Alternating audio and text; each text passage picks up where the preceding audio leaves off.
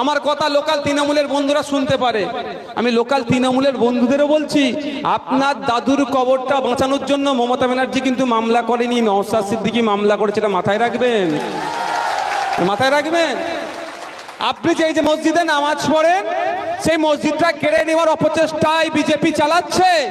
এই অপচেষ্টা বন্ধ করার জন্য কোন অভিষেক ব্যানার্জি মামলা করেনি, এই নওশাদ সিদ্দিকী, আব্বাস সিদ্দিকীর ছোট ভাই মামলা করেছে।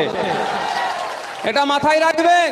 যখন আপনাকে বলেছিল বিদেশি বাংলাদেশি বলে তাড়িয়ে দিবার জন্য, যে এনআরসি নামক বিল নিয়ে এসেছে, সেই বিলকে আটকানোর জন্য কোন দাদা দিদি সুপ্রিম কোর্টে যায়নি, আব্বাস সিদ্দিকীর ছোট ভাই সুপ্রিম কোর্টে গিয়েছিল। তার জন্য আপনি এখনো মাথা তুলে আছেন। শুধু তাই নয়, আপনার যে ওবিসি সার্টিফিকেটটা নিয়ে নেতা সেজেছেন, প্রধান হয়েছেন, উপপ্রধান হয়েছেন, সমিতির সভাপতি হয়েছেন,